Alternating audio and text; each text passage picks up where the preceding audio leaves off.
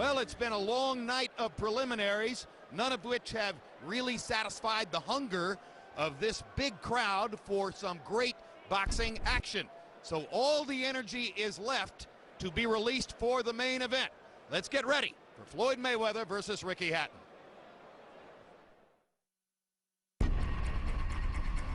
Floyd Mayweather is the best boxer on the planet. For unmitigated brawling, there's only one Ricky Hatton. Together, they have created one of the biggest events on this year's boxing calendar.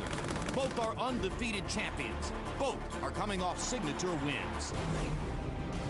Last May, Floyd Mayweather claimed the most important victory of his extraordinary career when he beat Oscar De La Hoya for a 154-pound title. Mayweather beginning to operate like a surgeon.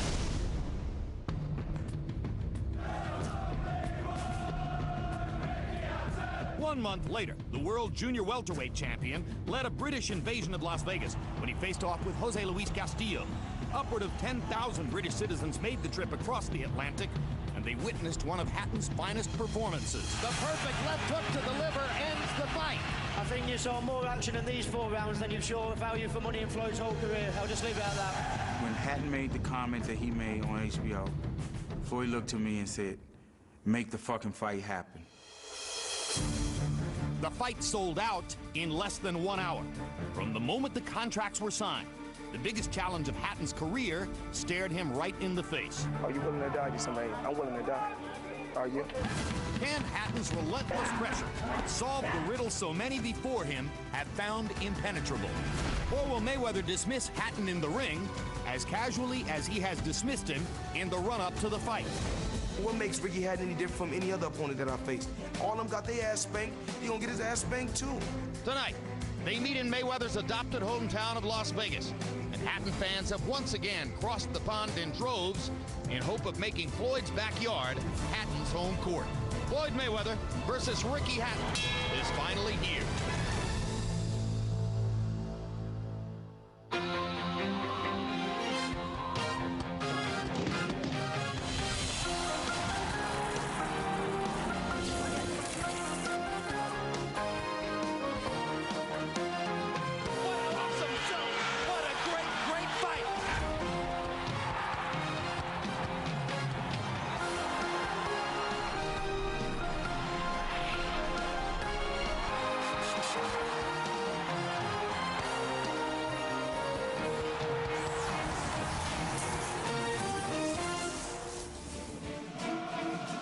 It's time for our main event. Floyd Mayweather in his second mega fight here at the MGM Grand in 2007 against the rugged physicality of Ricky Hatton. Mayweather versus Hatton is being brought to you by MGM Grand, the city of entertainment in Las Vegas. Rockstar Energy Drink, party like a rock star. And by HBO Pay-Per-View, the best in pay-per-view entertainment, brought to you by HBO. Friday, the weigh-in festivities began unofficially at about 6 a.m. with fans lining up simply to get into the arena. 6,000 of them, predominantly Hatton supporters, sang, chanted, vocalized support for their fighter in one of the unique scenes to be seen at any weigh-in in our memory.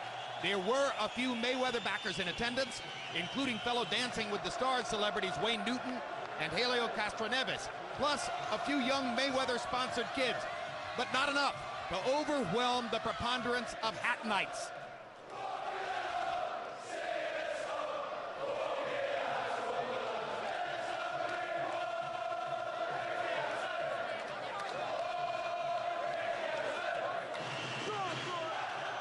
When they got on the scales, Hatton looked lean at 145. Mayweather checked in right at the 147-pound welterweight limit.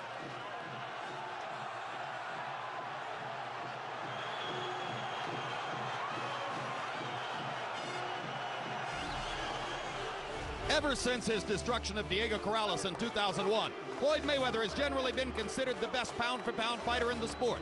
The only real threat to that mythical title, April 2002, when Jose Luis Castillo bullied Mayweather around the ring before ultimately losing a disputed decision.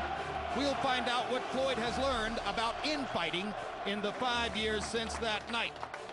One question for Ricky Hatton could be, does he have enough experience against top-notch opposition for this? Hatton points to his wins over Costazu and Jose Luis Castillo, but both those fighters were well past their primes, as Mayweather most certainly is not. And will Hatton be skilled enough and quick enough to deal with Floyd Mayweather's brilliance? He is about to find out.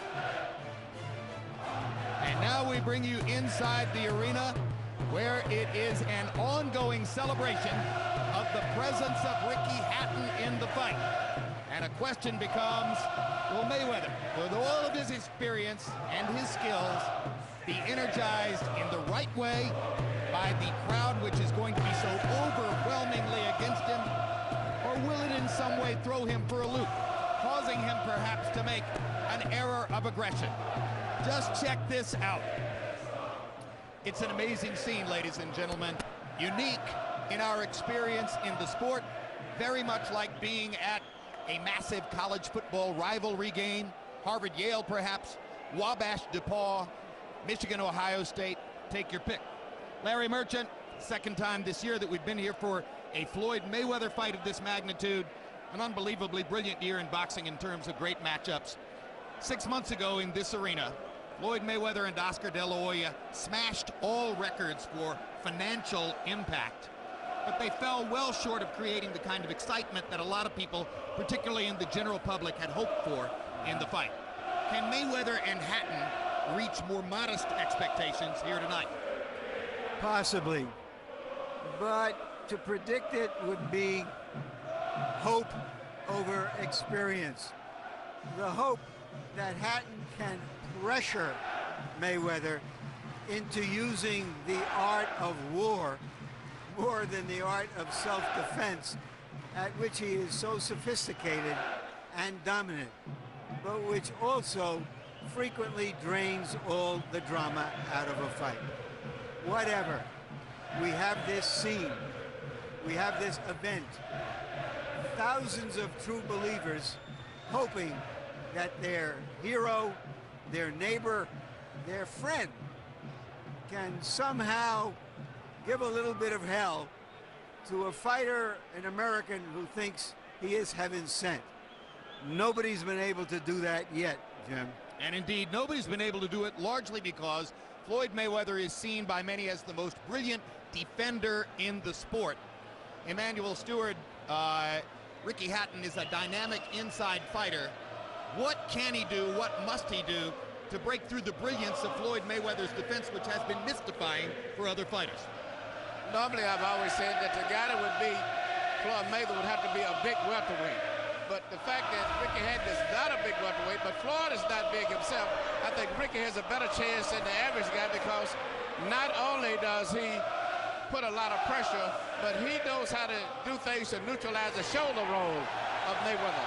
And that's by not just coming directly in a straight line, attacking, using his feet, attacking Mayweather from angles, unlike what De La Hoya and the other guys did. I think Ricky's foot speed is something that people are underestimating, and the intensity that he fights with, which is unlike anything that Floyd has ever fought. He fights with the same intensity and emotion that the crowd that supports him has. But I think Floyd's superior skill would give him an advantage, but it's not one that I would be comfortable with if I was a betting guy. Comparisons continue to enter my mind. It's Army-Navy. It's Texas A&M when the game is played in College Station, and the Corps gets to do all of the stuff that they do before the game. It is really an amazing scene. So you've seen the ad hoc pageantry that surrounds us. Now let's begin the official pageantry with ring announcer Michael Buffer.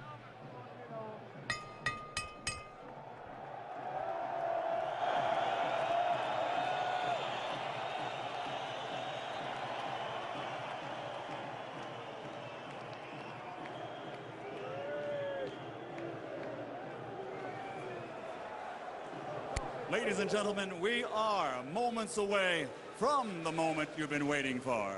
First, we will honor the fighters and their respective national anthems. Here to sing the national anthem, God Save the Queen, there are stars, there are superstars, and there are legends. The legend is with us tonight. Ladies and gentlemen, Sir Tom Jones.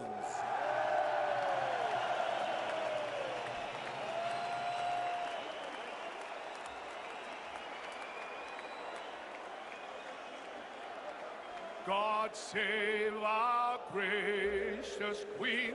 Long live our noble Queen.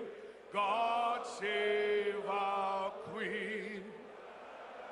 Send her victorious, happy and glorious, long to reign over us.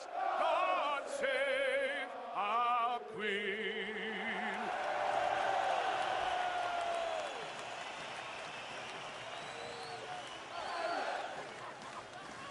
And now, ladies and gentlemen, the multi-Grammy nominated American Music Award winner, star of the box office smash motion picture Transformers. Please welcome HQ Entertainment Platinum recording artist and 1/3 of R&B supergroup TGT, Tyrese Gibson.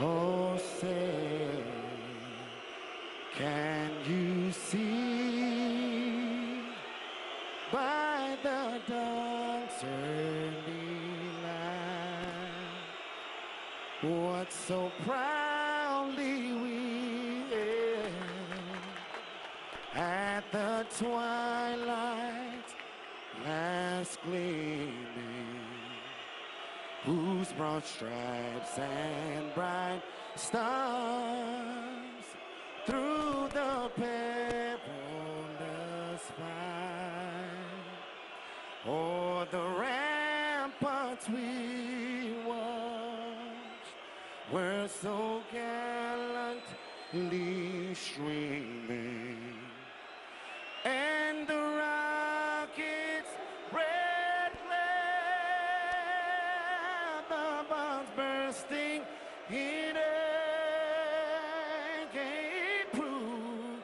through the night that our flag was still there. Oh, say does that star-spangled banner yet wave?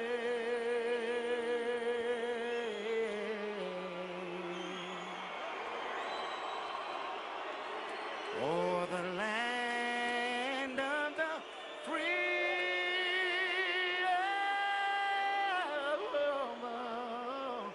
and the home of the brave.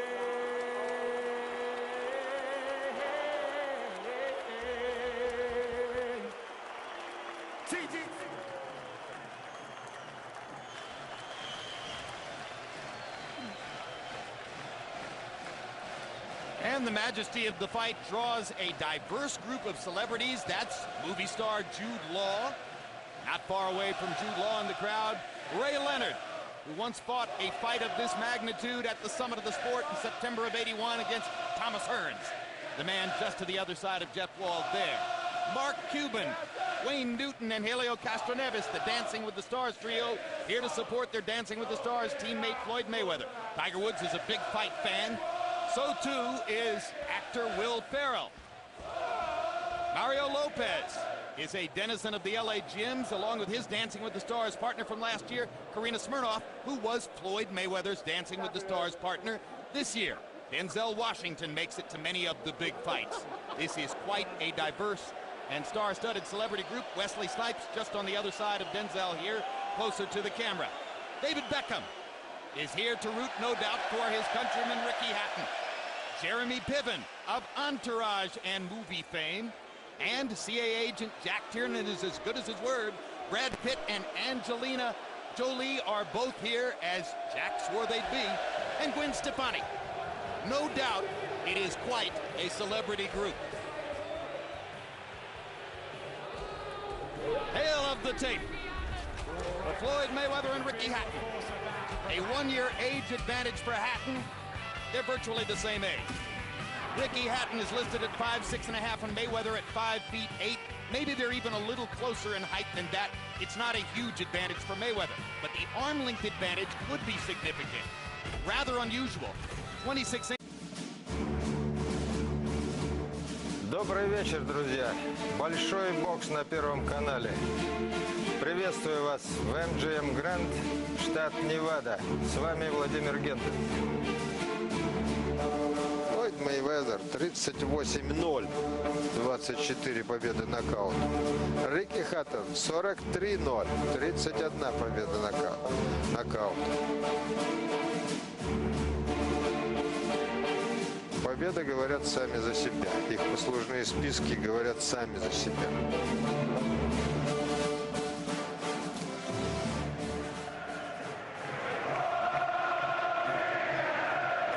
Колоссальная арена в MGM Grand, забита под завязку. Самая шумная, самая горластая часть этой публики – это британцы, которые прилетели на этот бой из Англии.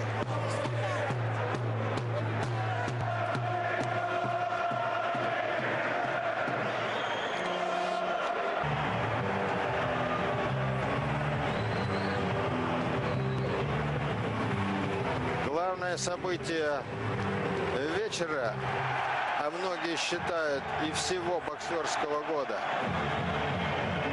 Рикки Хаттон, британец, бросает вызов лучшему боксеру мира, вне зависимости от веса, красавчику Флойду Мейвезер.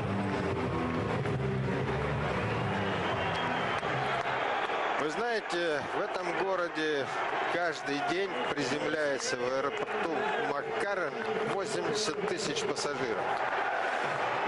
Недавно на Лас-Вегас обрушились 16 тысяч британцев. Я не знаю, как они собирались попасть на этот матч, учитывая, что на них выделено было всего 4000 билетов. Сейчас билет в рингсайде перед этим боем стоил $10 тысяч. Можете себе представить? Конечно, организована масса таких закрытых просмотров в залах, где билет стоит $50.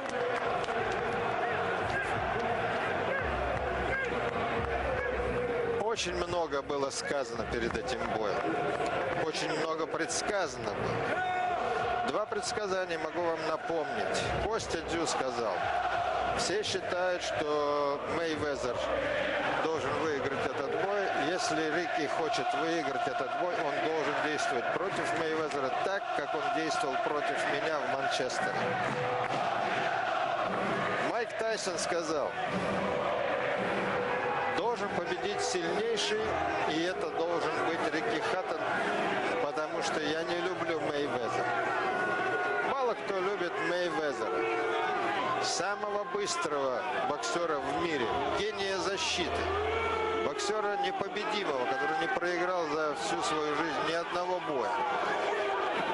Флойд Мейвезер, его шикарные лимузины, его бриллианты, его норковые шубы, его заносчивость, его самоуверенность и иногда наглость, оскорбительная наглость, они восстановили против этого бойца очень много.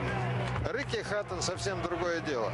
Он чужестранец в этой стране. Он британец. Вы сами знаете, как в Америке относятся британцы. Ну, к некоторым. Так вот, он, еще ничего толком не сделав, стал очень популярным в Америке, потому что Рикки простой рабочий парень, он всячески это подчеркивает. Я представитель рабочего класса, говорит Рикки Хаттон.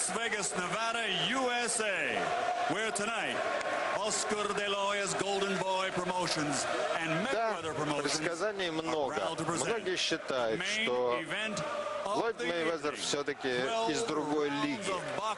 Он слишком быстрый, слишком умный, слишком острый для прямолинейного Рикки Хаттона. И тем не менее, многие будут счастливы, если Рикки сможет выиграть этот бой. Никто не сомневается в штабе Рикки, в том числе его тренер Билл Грэм, который предсказал, Первый противник, который станет для Мейвезера настоящим кошмаром, это будет Рикки Хаттон в этом бою.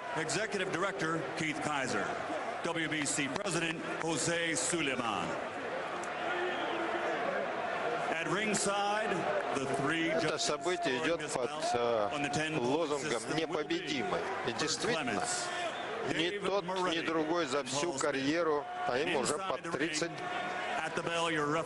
не проиграли ни одного боя. Джо Кортес, рефери в ринге сегодня.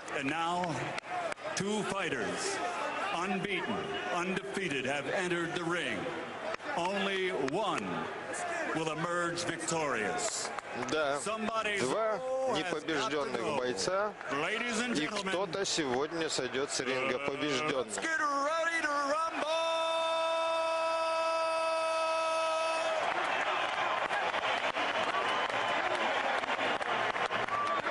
Fighting out of the blue corner, wearing blue official weight, 145 pounds. 65 килограмм, 770 грамм весит Рикки Хаттон, ему 29 лет. У него 43 победы, 31 победа нокаутом, 0 поражений. Currently recognized by Ring Magazine as the true junior welterweight world champion. Presenting the challenger, the former welterweight world champion and two-time junior welterweight champion of the world, the undefeated fighting pride of Manchester. Двухкратный чемпион мира в прошлом. Да нет, трехкратный. Двух весовых категорий. Рикки Хаттон по кличке Хитман. Хитман — это двоякий такой перевод. С одной стороны снайпер, с другой стороны наемный убийца. Как хотите, так и воспринимайте. Флойд Мейвезер. 173 сантиметра рост, 66 килограммов. Тяжелее немножко. А Хаттона 38 побед, 24 победы нокаут. Лучший боксер мира вне зависимости от весовой категории. Самый быстрый. Гений защиты, как его называют.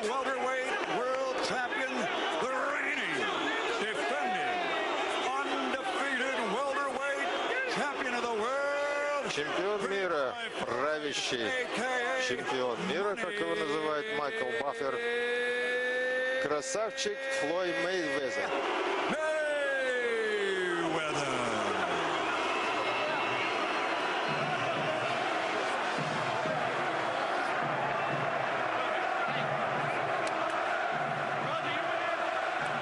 Надо сразу назвать несколько превходящих моментов, чтобы вы понимали, что может быть, помимо всего прочего. Первое.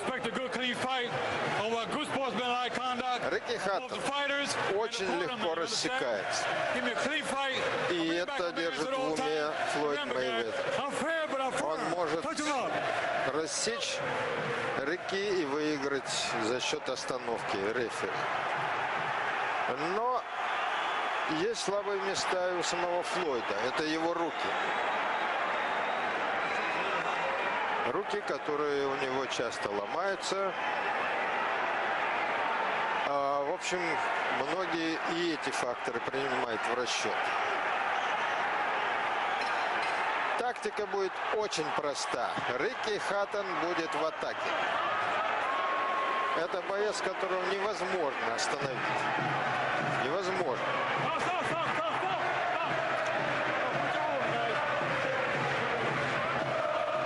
Это первое. И второе достоинство Рикки Хаттона — это, разумеется, количество ударов, которые он выбрасывает за раунд.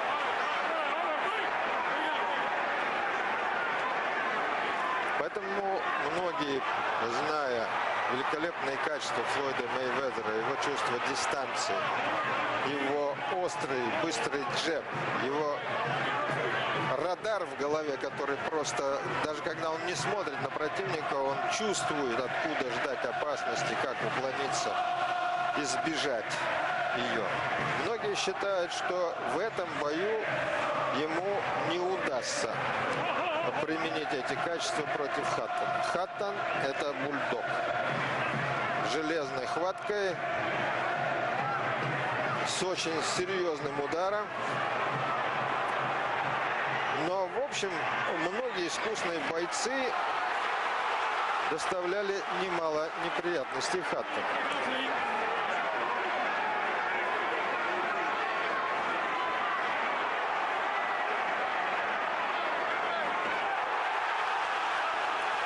Смотрите, что в ринге творится.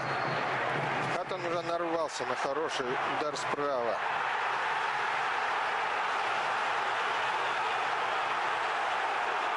Мейвезер, который прекрасно умеет использовать чувство времени, чувство дистанции. Он, что называется, шкура, извините за грубость, чувствует и опасность, и свое положение в ринге.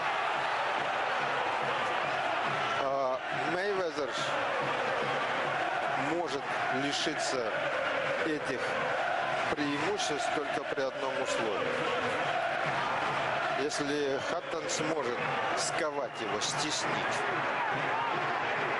К чему, кстати, британец и стремится.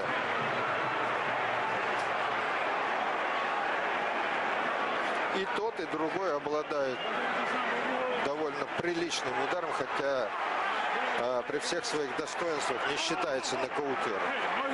Но, тем не менее, процент побед нокаутом у каждого очень высок. Остерегаться Мейвезера надо и очень неприятного удара левой, я имею в виду удара Хаттона, левой по туловищу.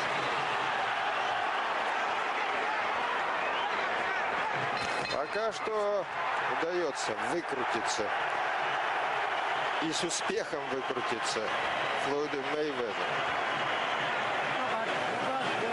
Дело в том, что все-таки Рикки Хаттон предсказуемый боксер. Очень многие считают, что вот победа Хаттона над Костей Дзю в Манчестере, которая подбросила его, в общем, на самый, так сказать, высокий уровень мирового бокса,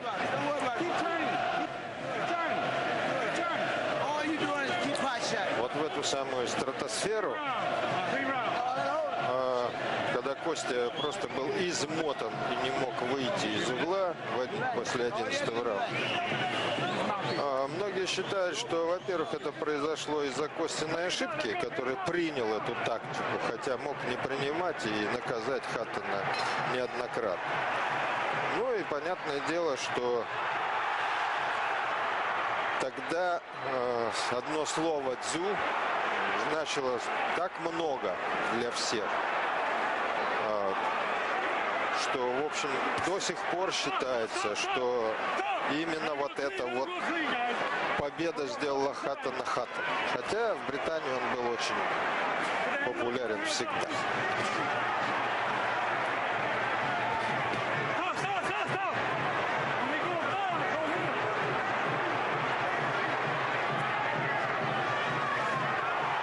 Попадает Хаттон слева. Хороший крюк.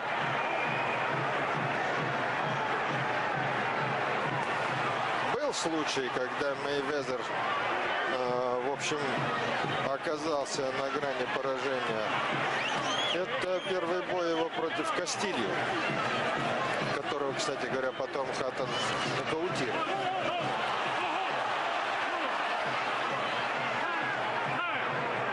Многие считают, что он тогда проиграл. Я думаю, что вот Джо Кортес сейчас неправильно поступает. Неправильно гасит порыв британца.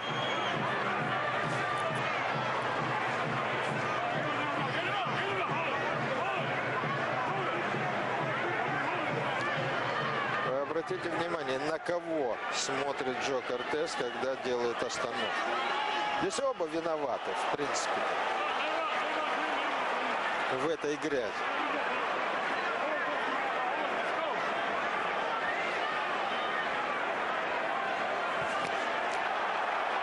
Да, вот все то позерство, которое позволил себе Мейвезер в бою против Оскара де ла Хойи,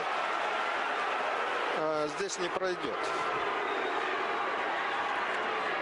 На британского бульдога это не действует. Что это было сейчас? Это было попадание слева, и Кортес вмешивается и пресекает атаку британца. Некрасиво. Кстати, не первый раз этот рефери замечен в таких вот неприятных вещах. Я помню очень хорошо, когда он был в ринге в бою с участием Кости Дзю и Леонардо Масса. Костя тогда 4-жды сажал на пол Леонардо Масса, и в результате действий вот этого рефери была присуждена техническая ничья.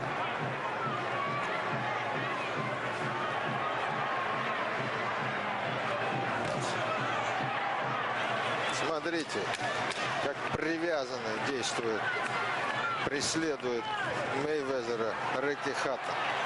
Это то, за что его любят в Британии. И, в принципе, наверное, полюбят и в Соединенных Штатах.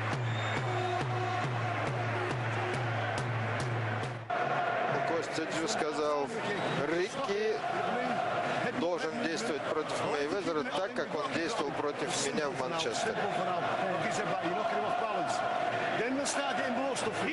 Понятное дело, 90% всех предсказателей, экспертов, знатоков, специалистов уверены в победе Мейвезера в этом бою. Он же лучший боксер мира.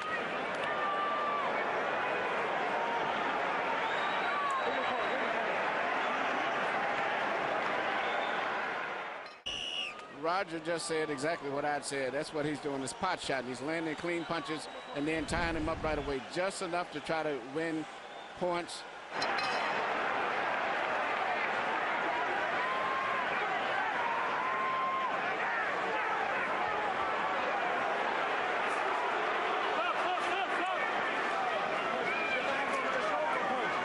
Эмоций. Много эмоций в этом зале сейчас. Почему Кортес все время вмешивается в тот момент, когда какие-то шансы появляются у Рикки Хаттона? Ну, я могу, конечно, это объяснить. Думаю, и вы тоже.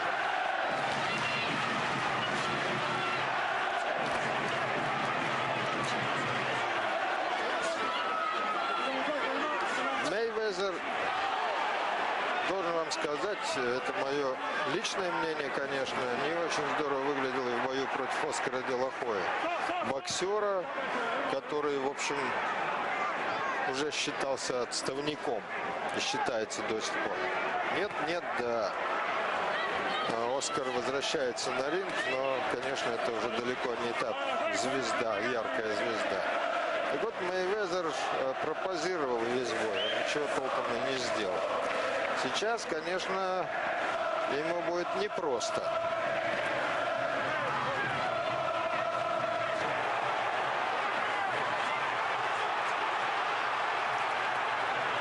Поистине у этого Мейвезера действительно какой-то радар в голове. Он не видит удара и все равно уворачивается. Фантастическое чутье.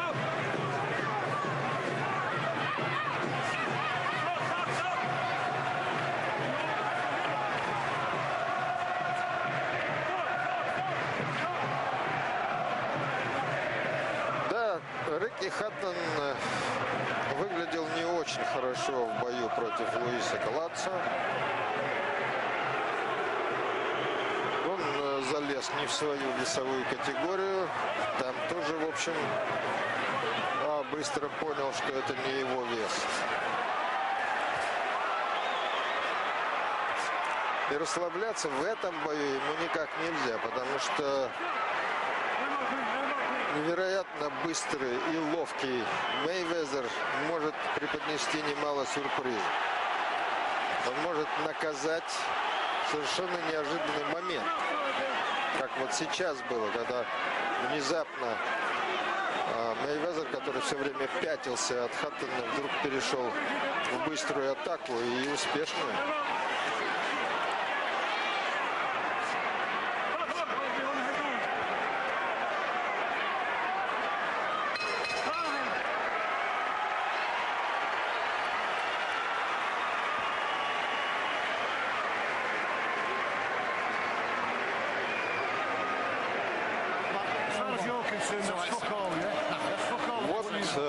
Чего больше всего боятся в британском углу.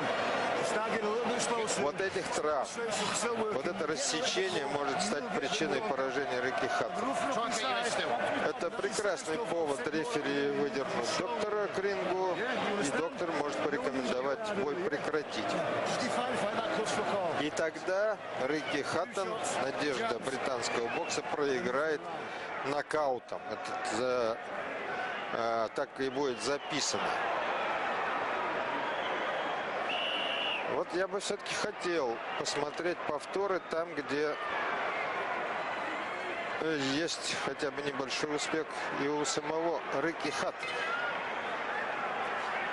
А эти моменты были.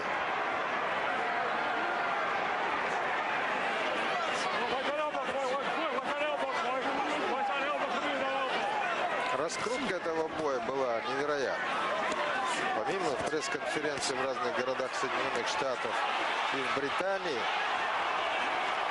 была серия документальных фильмов, произведенная вот компанией HBO перед этим боем.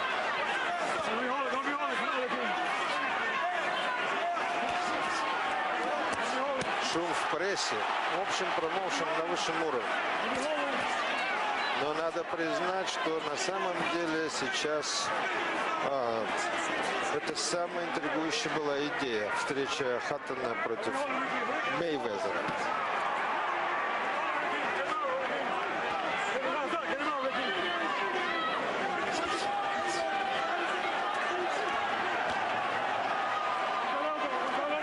Да, честно говоря, я уже давно в таком положении Мейвезера не видел. В принципе, не видел никогда. То, что требуется. Мейвезер никогда еще не встречался с таким противником. Таким настойчивым, таким напористым и с таким волевым.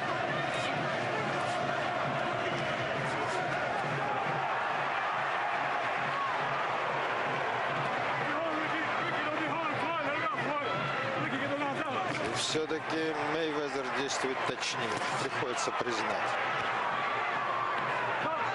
Перед боем Рикки Хаттон сказал, что я не буду попусту тратить свои удары, я буду стараться действовать точно, но пока не удается. Потом не надо забывать, Мейвезер способен подчинить себе противника. Навязать ему ту тактику, которая ему выгодна. Причем, в отличие от многих, Мейвезер способен эту тактику менять.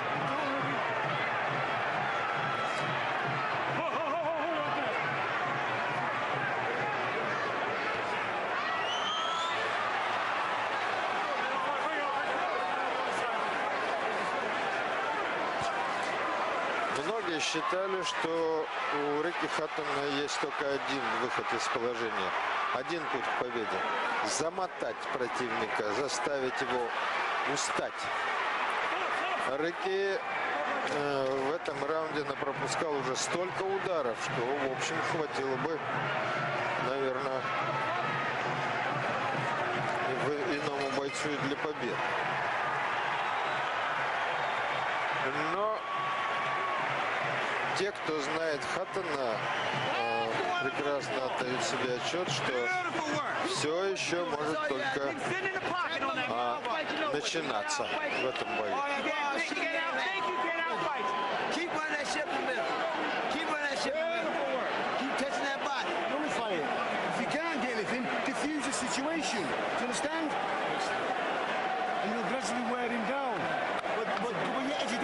Too close to getting leverage, and he's getting more stuff to the head. You can't get to the body because you're too close. You understand? могу вам сейчас из-за шума перевести, о чем тут речь идет.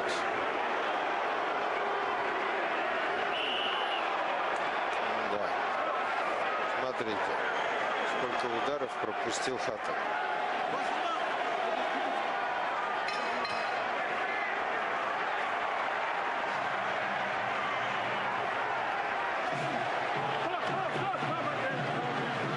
Фантастическая скорость у Мейвезера, ничего не скажешь. Он и бьет быстро, и двигается быстро, а самое главное, думает быстро, предвосхищая каждое движение противника. Это природа, это невозможно поставить. Это талант, который, в общем, дан природой.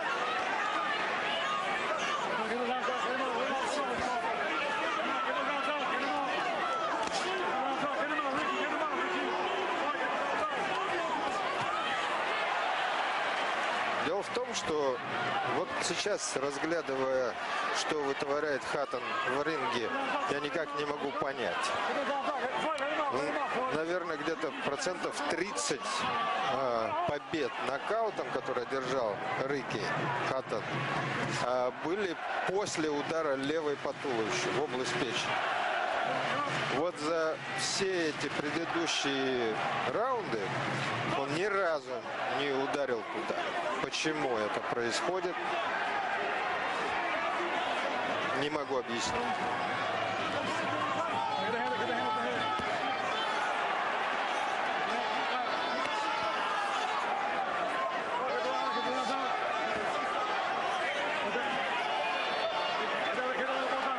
Как всегда, Мейвезер наговорил кучу гадостей перед боем в адрес Рикки Хаттона.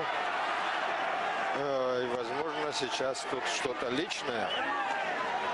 Вот эта охота за головой, которую ведет Рикки Хаттон, я думаю, она вызвана скорее эмоцией.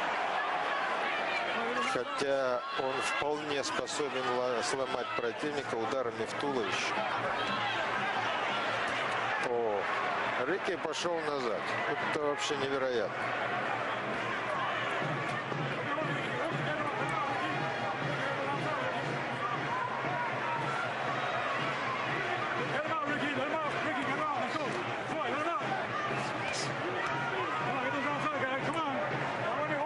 Конечно, Мейвезеру очень выгодно, во-первых, вязать Хаттона здесь, вблизи. Во-вторых, он прекрасно знает, напоминаю вам, как легко рассекается Рикки Хаттон. Ему достаточно ударить вскользь по какой-нибудь брови, и все. Повод будет для вмешательства доктора. Ну, не надо забывать, что при всех своих замечательных качествах как боксера Флойд Мейвезер боец грязный. Вполне может быть таким, делает это сознательно. Достаточно вспомнить поражение от его рук любимца американской публики Артура Гатти. После команды «Стоп» он нанес апперкот. Он сначала наложил предплечье на шею, потом ударил. После команды «Стоп» вся публика была возмущена тем, что его не дисквалифицировали. Ну, а потом уже было дело техники. Добить потрясенного Гатти ничего не стоит.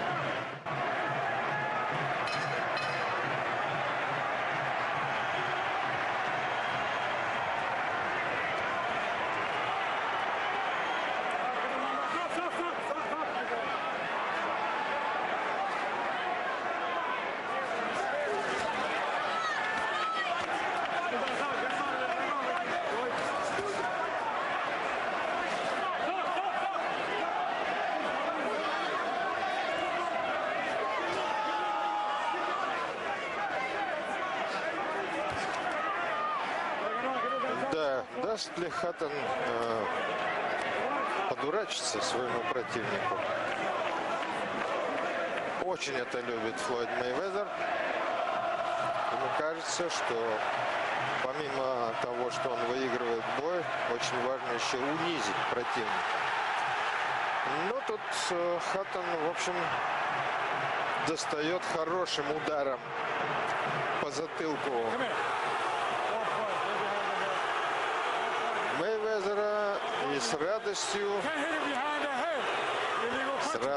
Джо Кортес снимает очко. Ну, не поспоришь.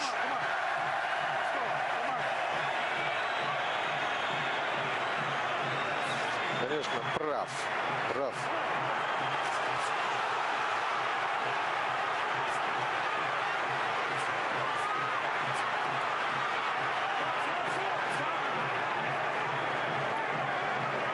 Прав рефери,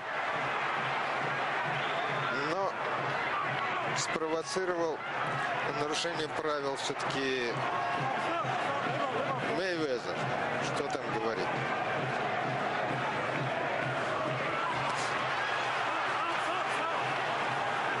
Стоп. Вот это чаще всего звучит здесь во время этого боя. И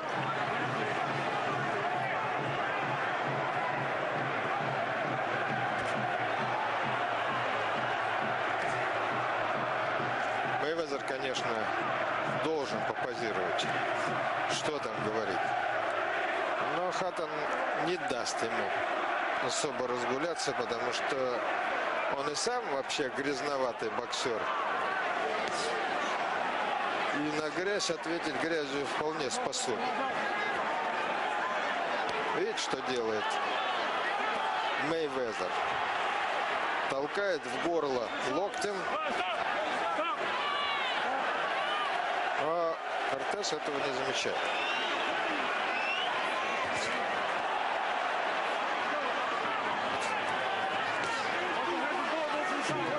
Между прочим, конец раунда. Бой приближается к экватору.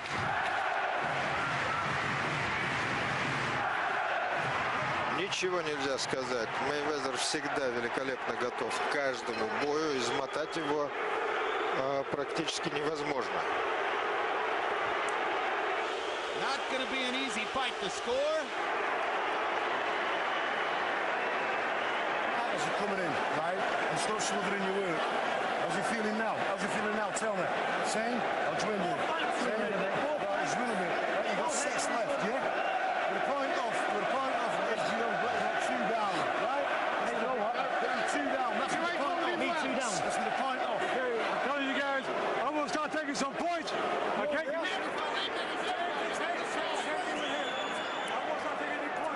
Вот очень показательный эпизод был сейчас. Как здорово все-таки избегает неприятностей Флойд Мейвезер.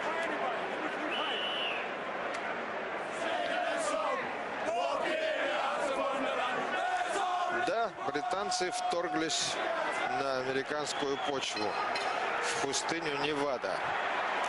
16 тысяч бритов здесь находится, в этом городе. Не знаю, сколько их в этом зале.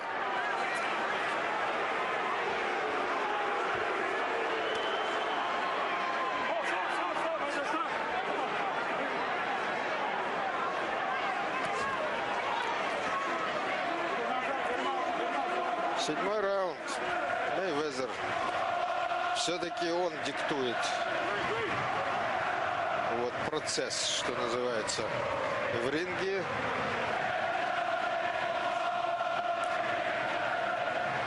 И вот сейчас к седьмому раунду все-таки начинаешь понимать, многие начинают понимать, что Рикки Хаттон уж слишком прост для хитрого Мейвезера.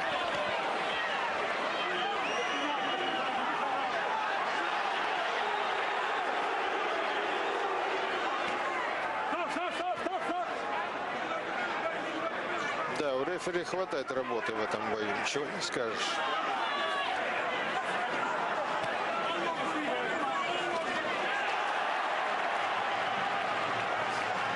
Хаттон пытается то связывать противника, то атаковать с короткой дистанции.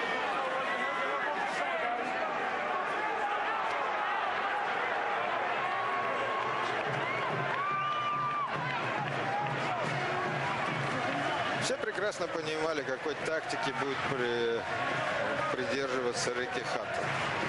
Он другой просто не знает. Он так себя вел в бою против Кости Дзю, так себя вел в бою против других противников. Поэтому никакой загадки для Флойда и Мейвезера он не представляет. Вопрос в том, так сказать, в количестве движений, будем так говорить, физическими терминами. Во-первых, Хаттон выбрасывает, мы уже отмечали, много ударов. И для Мейвезера наверняка была главная задача нейтрализовать вот именно эту сильную сторону британца. Погасить его, связать, не дать ему развернуться, что называется. Это первое. И второе, не дать ему действовать точно и прицельно. Хаттон вообще небольшой специалист по этой части. Конечно, его не сравнишь с Мейвезером.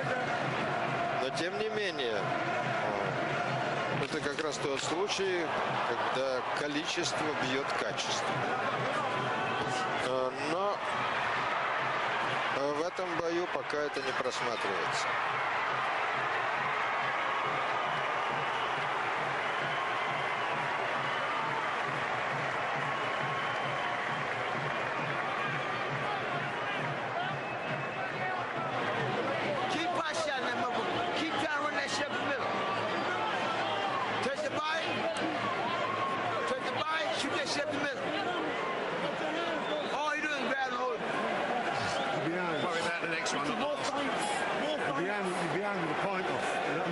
Some clean working. I know he's like inside, I know he's fucking tired up, he's cheating inside as well, you know what I mean?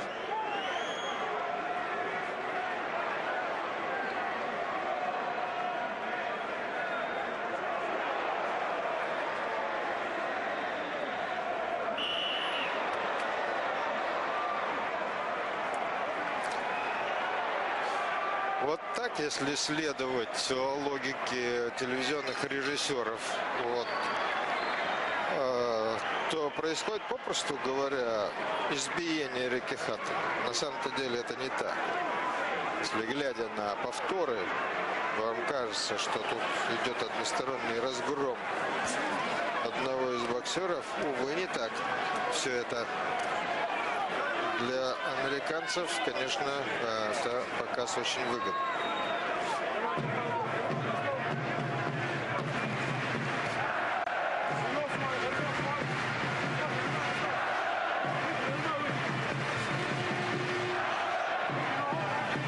Очень многие бы хотели поражения Мейвезера.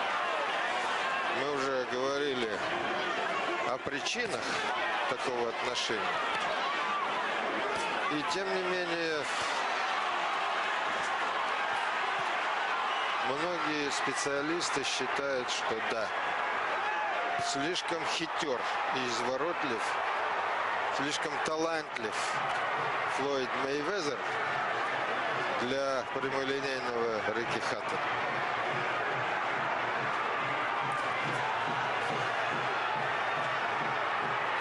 Флойд переходит в наступление. Вот он-то как раз и действует разнообразно и по высоте. Все эти раунды, предыдущие раунды, Рикки Хаттон охотился за головой Мейвезера. Он совсем забыл про главный постулат классного боксера. Это действие по высоте, варьировать цели, ну и так далее.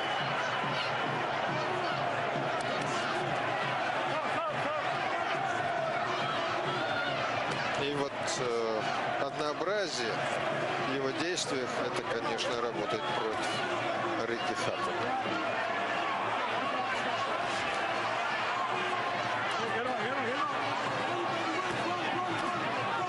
Если в начале боя у Мейвезера были трудности с Хаттоном, то сейчас он его понял, он его вычислил И он действует с ним совершенно спокойно, по-свойски, что называется.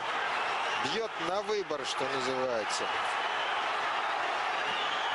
Он переходит в наступление и делает это настолько блестяще, настолько убедительно, уверенно, эффектно.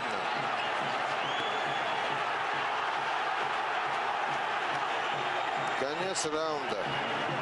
Мейвезер дает поработать противнику, который ни разу не попадает.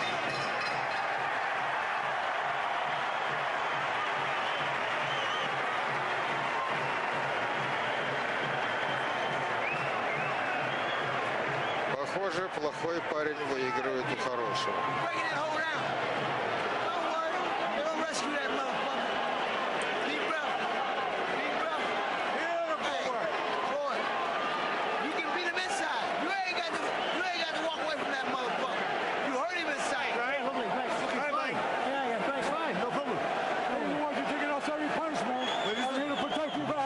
Listen, it's okay. Silly firing back there, though. Yeah.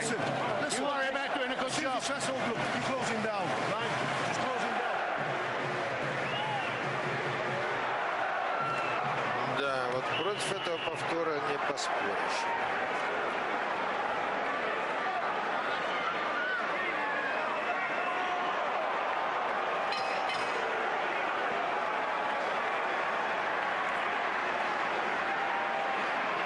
Это был почти разгромный раунд для Хаттона. Предыдущий раунд.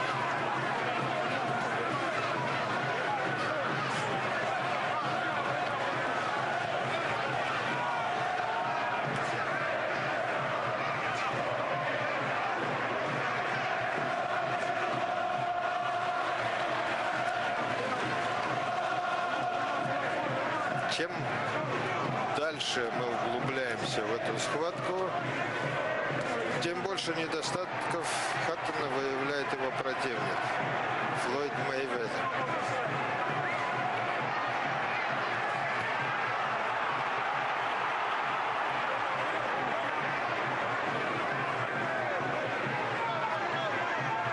Я вот сейчас смотрю на этот бой и думаю о той схватке между Хаттоном и Костей.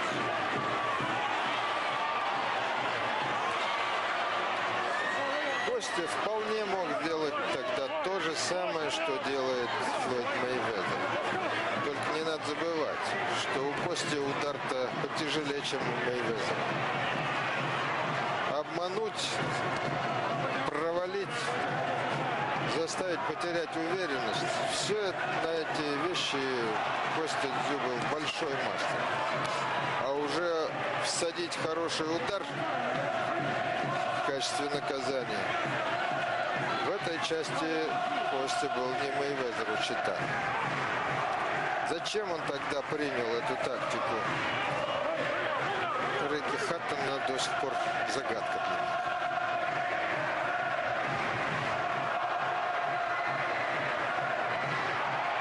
Многие специалисты тогда считали, что в победе Хаттона в том бою над Костей Дзю никакой логики не было.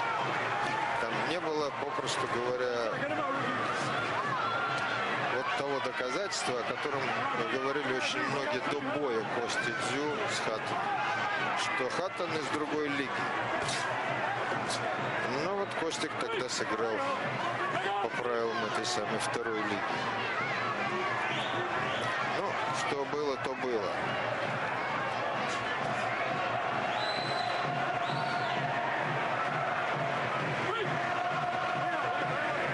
Конец раунда.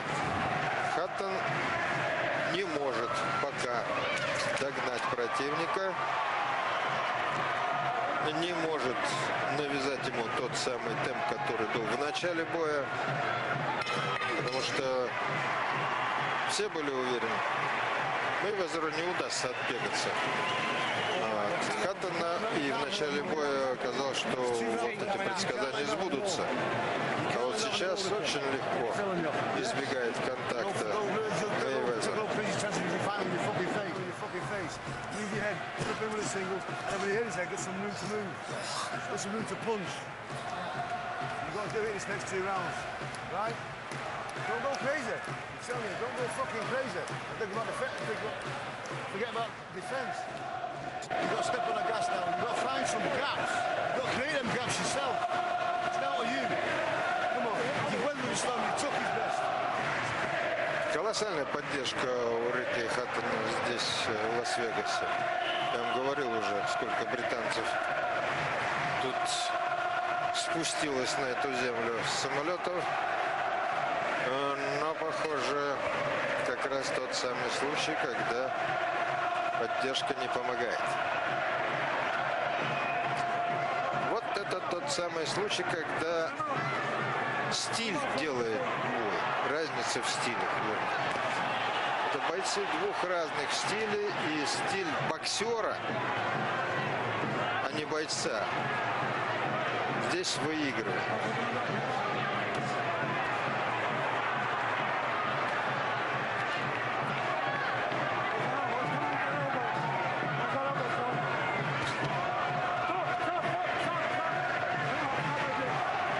Сейчас уже Джо Кортес не напрягается.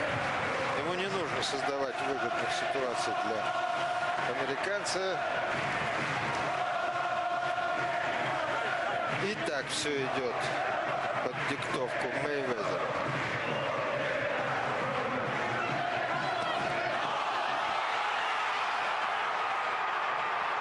Да.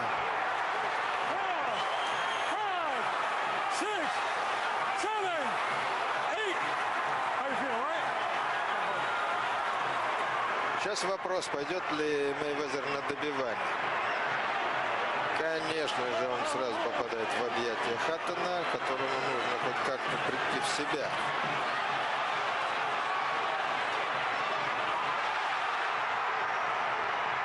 Все, выбрасывают полотенце. Британский угол.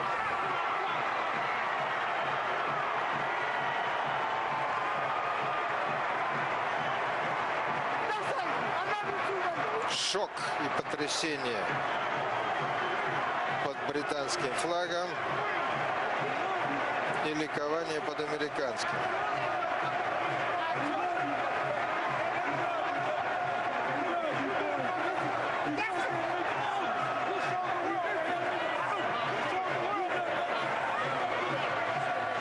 Вы знаете, даже в Америке очень многие, если не большинство, хотело победы Хаттона в этом бою.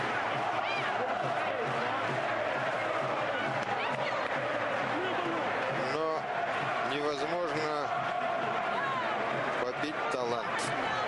Такой талант, как у Флойда Мейвезера.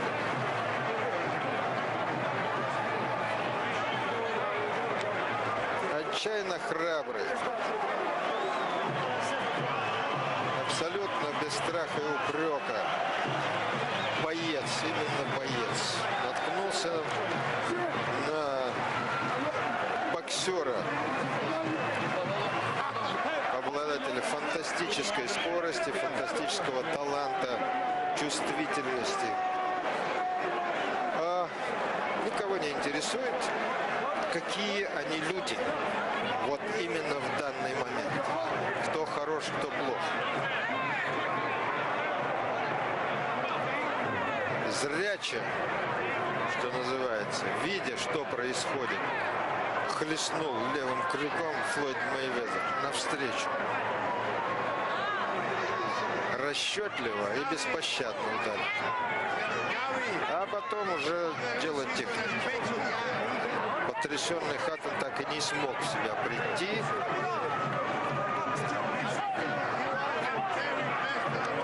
Да.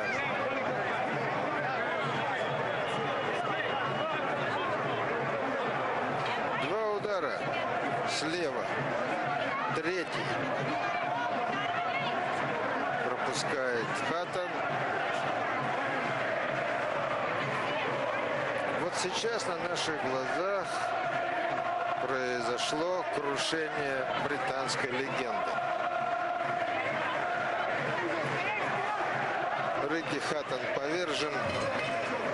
И я даже не не представляю, какие чувства обуревают сейчас Британию. Contest comes to an end at 1 minute 35 seconds of round number 10. В 10-м раунде минута 35 секунд прошло 10-го раунда. Итак, лучший боксер мира Флойд Мейвезер остается лучшим боксером мира.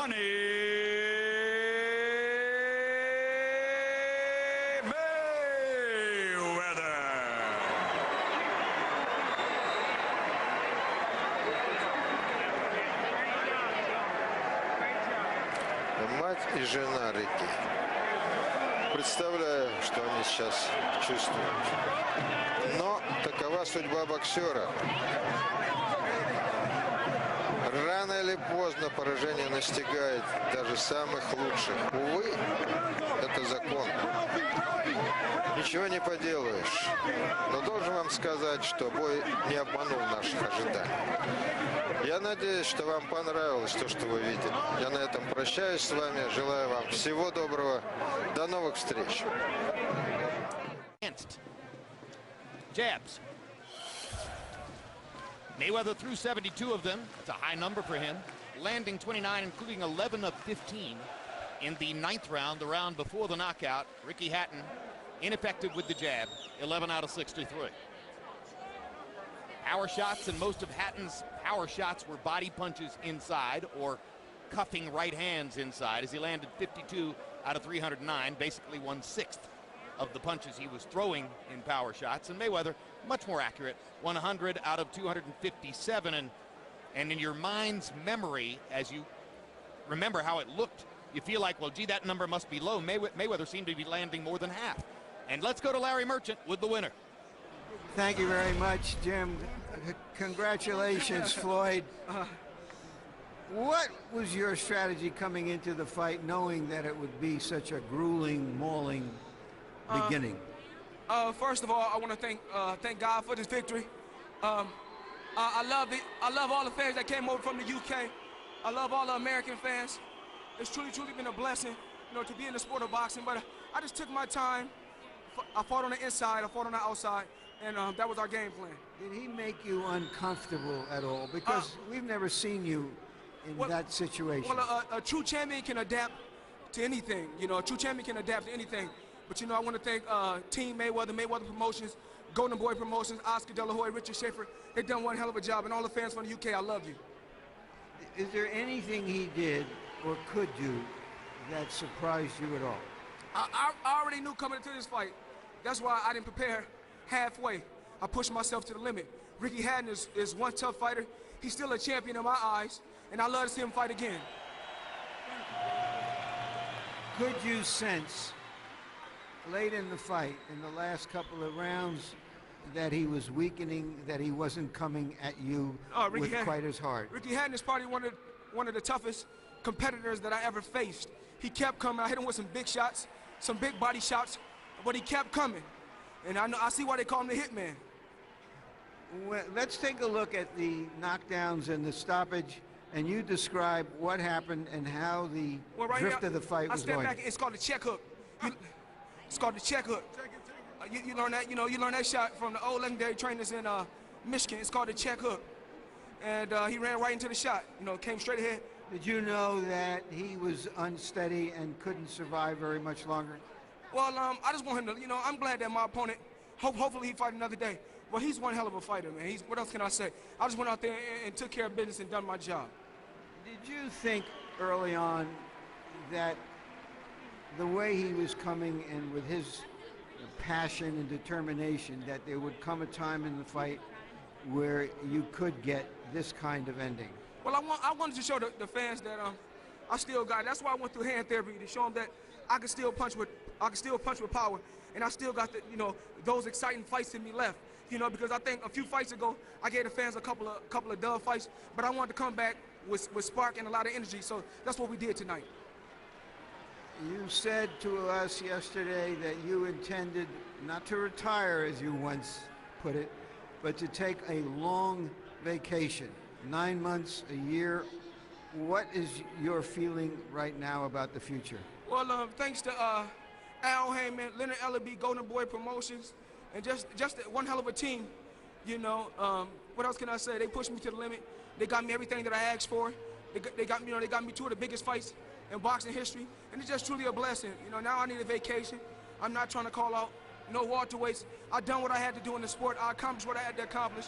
Now it's time for me to become a promoter. So are you saying you're not going to fight a Miguel Cotto, a young, up-and-coming, strong fighter that a lot of people would like to see you in with? Miguel Cotto is one hell of a champion, you know, along with the rest of the welterweights. Shane Mosley is one hell of a champion. All the guys at welterweight and 154, and they are big champions. But I once said before when I talked to my team, I won't let the sport of boxing retire me. I'll retire from the sport. And I had one more thing to accomplish. I always wanted to go over to the UK and fight. I always wanted to go to the UK and fight. So since I couldn't go to the UK, we brought the best from UK, which is Rikki the Hitman Hatton. He's right here. Talk to him, Rikki. Come on over. Just this last thing, come on over, Floyd. Rikki. You want to go down as one of the best or the best fighters around. The best fighters have always taken on all the challenges out there. Like a Cotto or a Vernon Forrest or a Winky Wright, whoever is out there, so that you can do your thing. I've done what I had to do in the sport. 6-time world champion, 5 different weight classes, 20 championship fights. I fought the best from all over the world, from De La Hoya to Ricky Hatton, and the list goes on and on. I have nothing else to prove to the world. Like I said before, I'm not gonna let boxing retire me. I'm gonna retire from boxing, and Golden Boy Promotions and Mayweather Promotions are the future of boxing. Thank you very much. Again, congratulations, Floyd. All right, Rikki.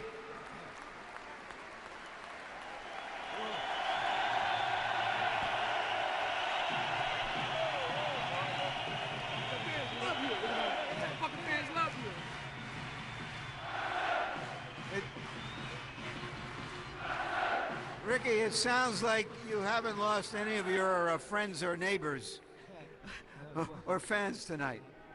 What a fluke that was.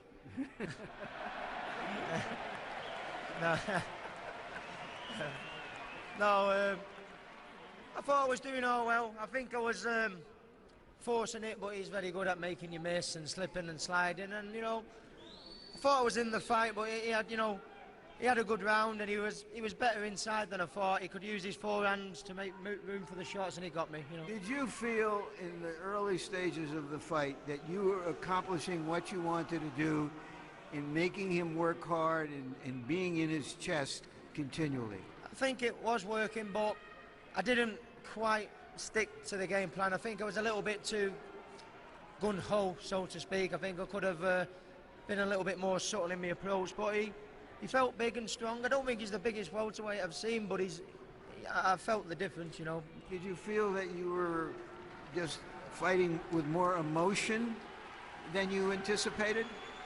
No, it's just, you know, I knew what the tactics were. I knew what the tactics were to do. I think when we spoke this afternoon and all the guys and we were talking, I think what I was doing totally made sense, but I just wasn't quite good enough to apply it tonight. When you almost knocked him down early, although it wasn't a big shot, he nearly went down. Did you feel, okay, this is going to go the way I think it should? No, I expected him to, you know, be the fastest at the early stages of the fight and slow down, but he's very clever, you know, at nicking a breather and fiddling and farting about, you know, and using his arms and elbows to get out the way, and that's what he did, and then he picked off a couple of shots, and that was that. So that in the late rounds, when he started to stand his ground and throw some combinations at you, you seemed to be slowing up and giving him just the kind of chance that he seized at the very end. Is that accurate? Yeah, I think so. I think I was forcing it, you know, and I was doing well, but I think should have been just a little touch more care. I mean, I think it sounds daft this, but he's knocked me out, but I don't think he's the hardest puncher I've fought, but he's very accurate and he makes the right room for his punches, and, you know, and he got me. It's not easy from this position, but can you give us just a brief statement about what you think your future still is in boxing? Well, you know, it's a lot easier at this position than on the position I was on my back. But I think, I know he's not the biggest welterweight in the world, but I think he was more natural at the weight than me. I think it showed at times, you know. He was cleverer than I expected inside. I think one or two little sneaky fouls with the forearms and the shoulders and able to make the room for himself. But as I keep saying, it's not a tickling contest, is it? It's not, but will you be getting into some of these battles again? Oh, yeah. You know, you knock me down, I keep getting up, I keep coming back. Ricky Hatton's not finished. I think I was in the fight to a degree, you know. Thank you very much, Ricky, for a good fight. Sorry, everybody. Thank you. Jim? All right, and let the record clearly state that the official judges shared none of Harold Letterman's enthusiasm for what Hatton was doing in the early rounds. The official scores at the moment of the knockout were 89-81, 89-81, and 88-82, indicating that Clements and Moretti saw one round that they gave to Hatton, and Paul Smith was able to give Hatton only 2 rounds, far different than the way Harold Letterman had been scoring the fight for a period of time as we went along there. Emmanuel Stewart, you heard Hatton's comments to the effect that Mayweather seemed bigger than him, an indicator, I guess, that Ricky's planning to go back down to 140 pounds. I think there was probably a lot more to it than that. Yeah, but you know, considering that Floyd is not even a big welterweight, so you know what it would have been like to be with one of the really true big guys in the division, such as a Margarita Cintron or Paul Williams. So that was one of the smaller guys. But I thought that Ricky fought a good fight. He just got too anxious and too careless. He was just coming in with so much aggression that he just didn't avoid getting hit, and he was getting hit with pretty much the same punches.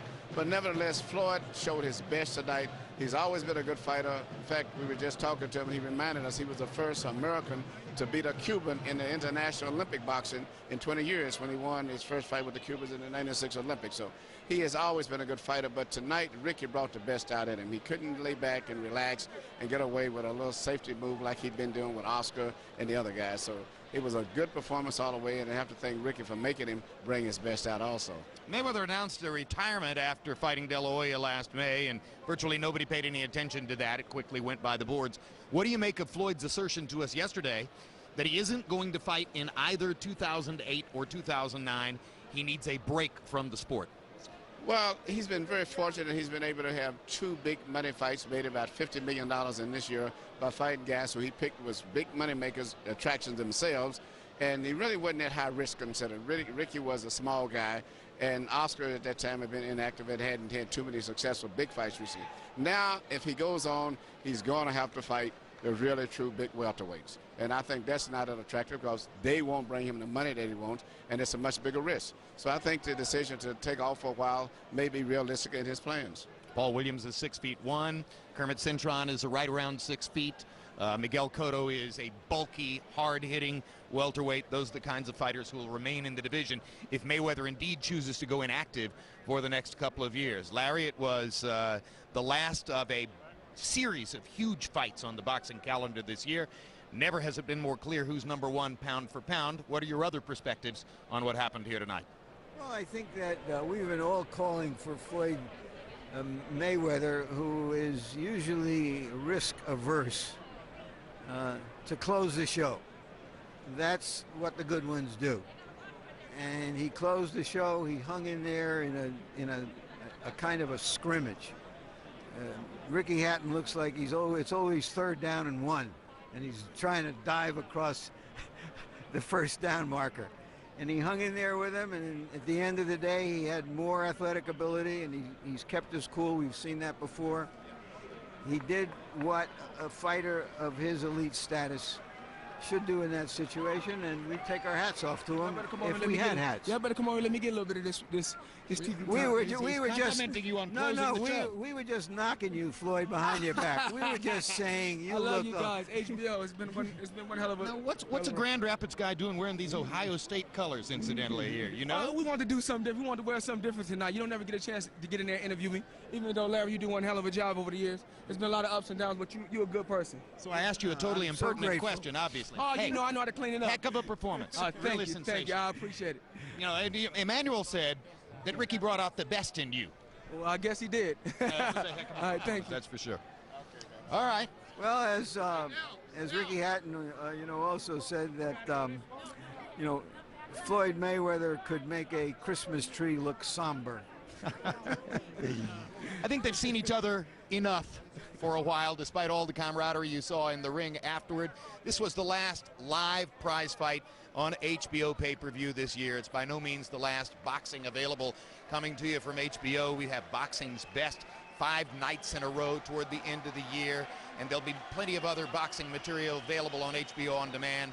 It's been a sensational year. Thanks so much for being with us, and this group will be back with you live in January. Meanwhile, Mayweather versus Hatton has been brought to you by MGM Grand, the city of entertainment in Las Vegas. Rockstar Energy Drink, party like a rock star. Cerveza Tecate, beer with an attitude.